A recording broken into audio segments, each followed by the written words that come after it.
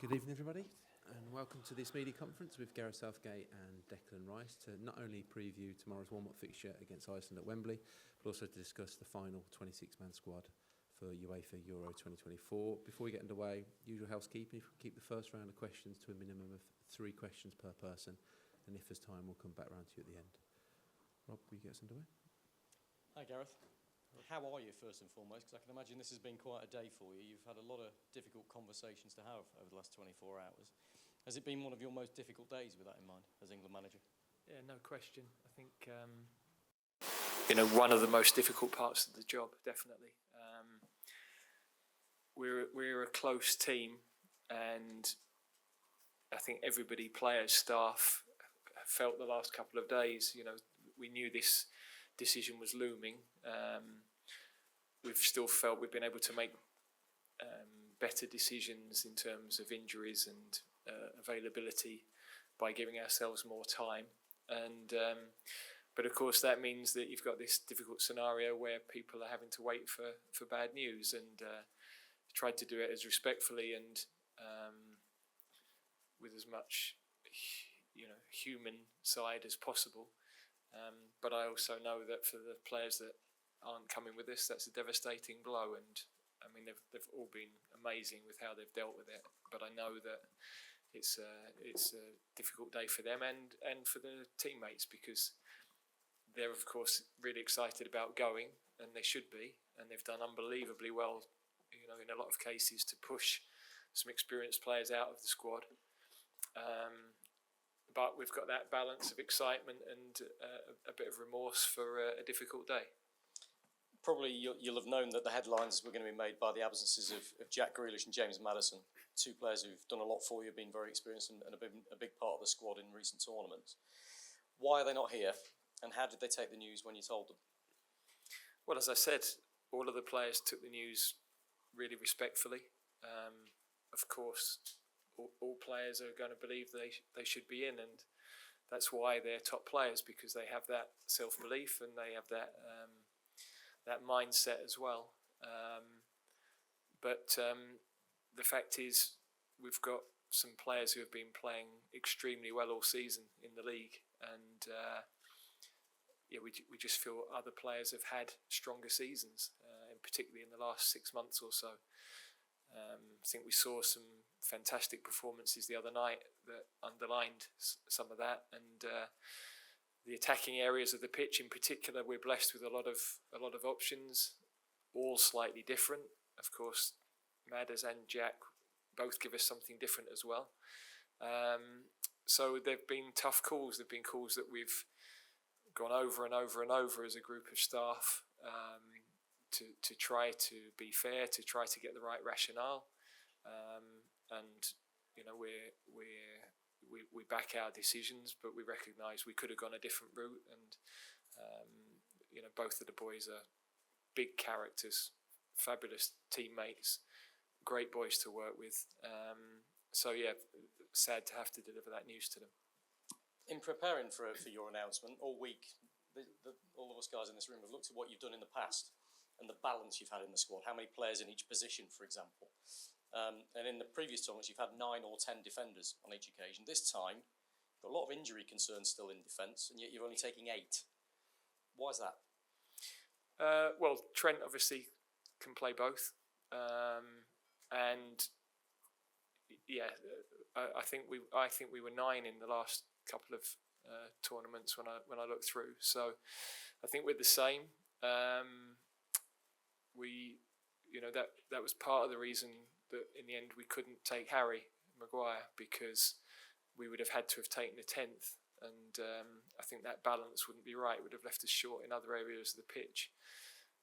Harry has made some progress, but that's been complicated, and we definitely wouldn't have had him in the group stages, and there was too many hurdles to get through without really being clear of where we might get to. So, and given that we've not got a clean bill of health across the rest of the back line as well, then that became, we need cover, we need players that are fit and ready to go from the start. So again, another really difficult call. You know how how I feel about Harry Maguire and what he's done for England and what he's done for me as a manager. So yeah, that's a slightly different case to the other two, but no easier because of that. Really brief follow-up, sorry, probably just a one-word answer. Have you got any other defenders or any other players on standby? Because you can make changes up till the final game, of course. Yeah, Jarell Quansah has stayed with us. I think he's not had the experience of an England international at Wembley, so I think that would be great for him to be with us for the game. And we'll go from there. Hopefully, we're not needing to call anybody else in. Carry around. Hi Gareth, you just alluded to it there, but a massive blow for Harry Maguire. How much did that recent injury compound his exclusion? And in terms of succession planning, you've been playing Mark Gahey. How much is he ready to step into those shoes, and how is Harry? Yeah, well, the decision on Harry is totally about his physical condition, recovery from the injury. So there is no other reason. He's obviously one of our strongest centre-backs. In terms of those that can come in, clearly, Lewis and Mark played the other night, but Ezri Konsa's had an excellent season at Aston Villa. We've been using him as a fullback in some of the recent games, but he also played at centre-half for us in March and was outstanding. And, that's probably, it is his strongest position. So there are various options there, as well as the fact that Joe Gomez can play in a number of different positions. Dec, you've never taken your position in this England squad for granted, but we expected your name here. But some positive news on a tough day for Cobby and Adam. How impressed have you been with them, and what can you expect to see from them in this European Championship? Yeah, I think we see in the last camp against Belgium and Brazil what Cobby could do, and obviously the last 6 months, all season really, what he's done at Man United, fully deserves his place in the squad.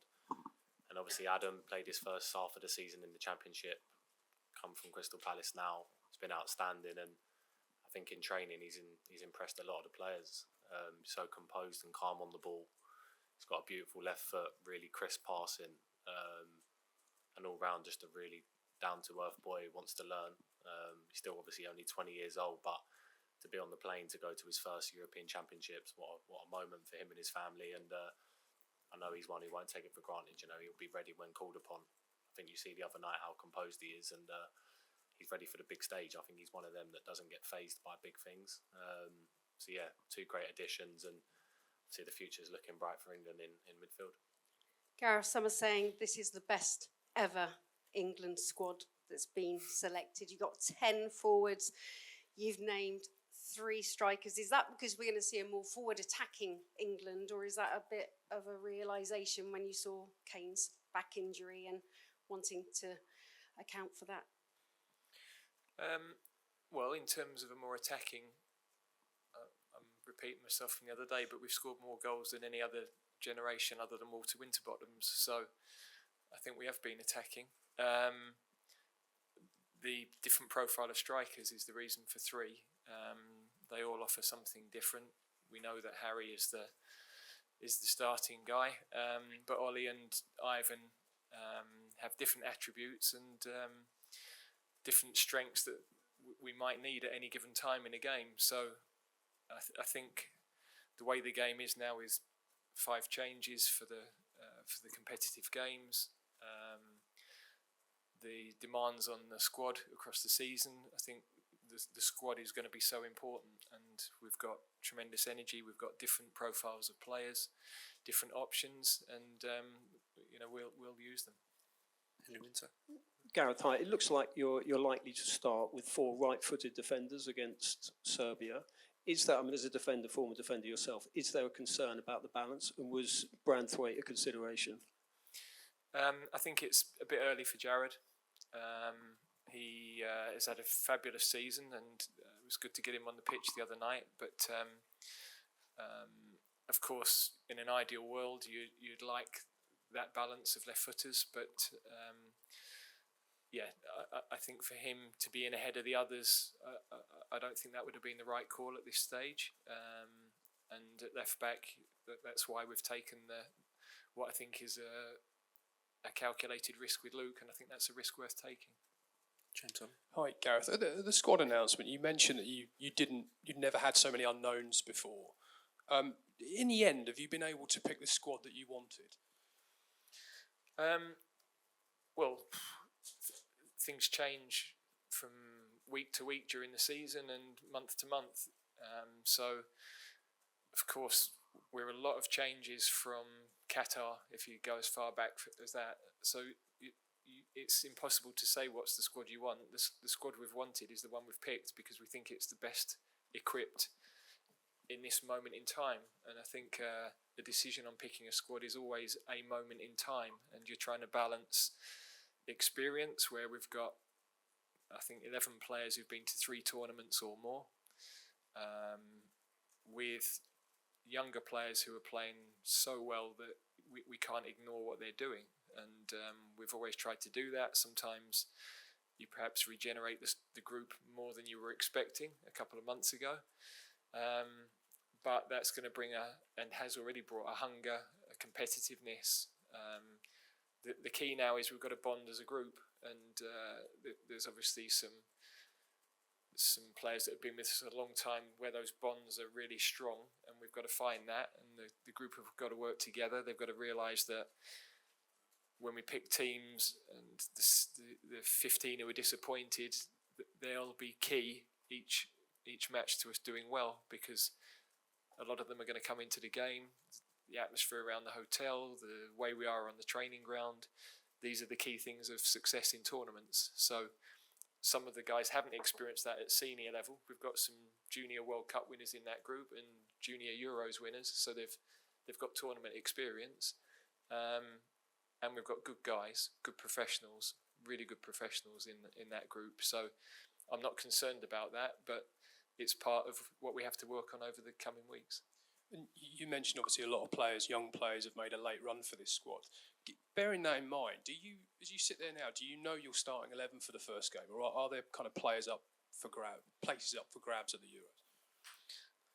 Whenever you write a team sheet down at the beginning of a week, it's very rare you get to the end of the week and something hasn't happened. So, we're pretty clear on where we're heading, but you've always got to be adaptable because circumstances change things. And you've faced the accusation in the past of being too loyal to certain players, but I think half the squad from the last World Cup was gone. Does that sort of prove that idea is a bit of a fallacy? I've always said, I do feel loyalty to players because that's what helps to build a team. And equally, why was that? Well, because we felt they were the best players in those positions, had proven themselves. Now, some of those have been ruled out with physical issues this time, and others have come through and, going right the way back to when we first put Jordan Pickford in goal, or when we put Harry Maguire into our defence, or when we put Bukayo Saka on the wing. They were because they emerged as players that we felt were the right ones to put in the team at that time, and that's what we've done over the last few months. I think some of that's been accelerated because of availability of others, but people have gone in and proven themselves either with us or with their clubs or both. Gabriel Clark. Yeah, hi Gareth. Luke Shaw hasn't played since February. When will he be fit to play for England? And obviously, how much of a risk is that fitness, and a calculated risk is it? Yeah, he's progressed really well in the last couple of weeks. At the moment, we think he could have some involvement in the second group game. But of course, you've got to keep hitting the markers, and but he's had a good volume of work, operating at good speeds as well. So, I think you can take one gamble, and that's a gamble that we've got enough evidence to believe can pay off, and also positionally, because of what he brings with his experience, the fact he's a left footer who can drive forward and give us a different sort of attacking option as well. Then that's a a situation we wanted to explore. And it's your fourth time in this position, having named a squad and made some difficult choices. How do you feel about this team's potential? How do you feel about the specific qualities this group has compared to others that might make the difference? Yeah, I'm excited. The other night we had a lot of experienced attacking players not on the starting grid, and we had a lot of goals in the team still, and we were able to bring players from the bench who can score goals. So in my head, in an attacking sense, that's really crucial. And yeah, the rest of the team, the profile of our midfield, the way that we're moving the ball more quickly forward, seeing forward passes, that excites me. When I'm watching training, it excites me. So yeah, in terms of where we are, we're excited about what we have. Of course, you're going into a tournament, there's always the unknown of how that will play out. But there's also a lot of experience of tournaments in the group and a lot of experience of big matches with their clubs as well. And all of that adds in the mix for us being a good team. Can you pass the microphone now? There's some experienced players missing from this squad, like Jordan Henderson, Harry Maguire, who you've kind of always looked up to kind of lead on and off the pitch. Now that they're not here, who are kind of the players that you're looking to kind of step up and lead the team to victory? Yeah, leadership is a really important part of any successful team, and we still have a lot of players with 50 plus caps. Jordan Pickford, Kyle Walker, John Stones, Declan, Harry Kane, Kieran Trippier is very close to that figure. You know, we have young players that have leadership as well. So we've always been blessed that we've got a lot of leaders in the group, probably more than a lot of teams. So there is a balance of those things. We need that balance. And also other people will emerge now. You know, we'll see characters emerge as we work together through the coming month. And, you know, that's also a nice thing to see a group develop and the energy come and to see how they form. Hi, Gareth. There's a lot of bookmakers indicating England as the favorite to win the tournament. Would you embrace this role when you go to Germany, or are you more aware that, as you said, in a tournament everything can happen? Well, firstly, we're clearly not allowed to bet. Of course. But in my experience of bookmakers, the reason that they're favourites in your own country is because more people back your own country and they don't want to lose any money if it works out that way, so they play a statistical game. There are lots of teams that could win. I think it's a very open tournament. We're excited about our prospects, we're experienced, but we know we have to deliver in this moment, and tournaments are a snapshot of a moment, and you've got to deliver your best across the month, and that's the challenge we have to hit. And for you, Declan, you're obviously the main player in the midfield. How do you feel the responsibility of being the main guy in a crucial part of the pitch? To be honest with you, I don't put too much pressure on my shoulders. You know, whether it's me playing six in a double pivot or I'm playing on my own. You know, Gareth will obviously always pick the other two players, and I'm sure whoever steps in will give 100% because we've got one aim this tournament, and that is, you know, collectively as a group to win the tournament, of course. But to come with that in midfield, such a crucial part of it is the hard work inside of it. You know, you can be so good on the ball, but in these major tournaments against the best sides, you need to have that, you know, heart, grit, desire, you know, to not want to concede goals and be savvy. And yeah, I'm looking forward to taking on that responsibility, as well as, you know, all the other midfielders are as well. Go back to Rob Dorset, then Henry after. Declan, I'm sorry we've asked lots of questions to the boss. It's that sort of day. That's all right, no problem. Nobody's actually said congratulations to you because this is a special achievement, and I know you guys never take it for granted. Yeah. But you've had to see some of your mates that you've become very close to leave the squad in the last 24 hours. The manager said that's been difficult for him. How's it been for you? Yeah, it's been really tough. Obviously, Maddison and Jack are probably two of my best mates in the squad. Probably spent most of my time with them since I've been here. So obviously, see them go is, you know, it's not a nice feeling.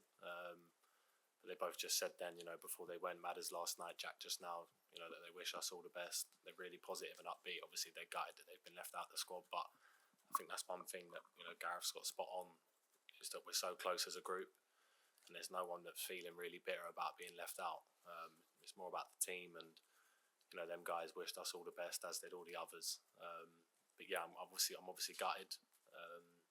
But look, in football, it's one of them things, managers have tough decisions to make, and that's part of the role that comes with it. So there's not really much I can say on that. Obviously, I'm gutted that they're gone, but they're really, really supportive of what we're about to do. Can I ask you about Adam Wharton as well? Yeah. A man who's in the squad at the age of 20 after an extraordinary season with Palace. I mean, he's only just made his debut for the 21s. Yeah. And he's suddenly going to a major tournament. What qualities do you see in him? I think there's a difference you can see between players that are top level players at 20 and players that are just on the cuff of stuff. And he's top level. He's really, really top level. At 20 years old, he sees a pass early, left and right foot. Like I said, it's impressive the way he passes a ball, whether it's only 5 or 10 yards. There's just a crispness to it that's really impressive. He's really calm, composed, relaxed. You speak to the Crystal Palace boys about him. He's shocked them on how well he's done. But look, he's 20 years old. This is his first tournament. So important we don't put too much pressure on him. Let's just let him flourish, and England have an amazing midfielder that's going to come through, I'm sure, for the next 10, 15 years. Henry? Gareth, just back on the strikers, because Harry Kane is likely to start every game, do you have to spend a little bit longer on the number two and number 3, Watkins, Toney, whichever order, because they're quite singular creatures, strikers? Do they need a little bit of extra love? I think all forward players do, strikers, wingers. I think they recognise, they recognise the calibre of the man ahead of them. But it is a different dynamic for them. At their clubs, they are the men that everybody looks to, and so that you feel differently. But they're both very, very good players, and they're here because we believe in them. And at the moments that they're needed, they'll deliver. And but yeah, absolutely, I think they give time to all of the players. So. But I do recognise that dynamic on attacking players. They need to feel confident, and they need to feel there's belief in them. Okay, we'll finish with 1 or 2 from Kerry. And looking ahead to the game this weekend, vital preparation. Is Harry Kane ready to play a full 90 for you tomorrow? What's the full update on the squad and who will be available? Yeah, good question. So Luke's still in rehab. Lewis Dunk won't be available for tomorrow, but we'll be able to train from beginning of next week. I think everybody else is available for tomorrow. Harry, yes, could play 90. Not sure he will. No other concerns at the moment. And for those players that haven't made selection now, is the door closed, or is it fully open for them to get back into the squads? We've seen their statement, as Deck has said, they're all fully behind this England side. No, look, as I said, they've been incredibly professional.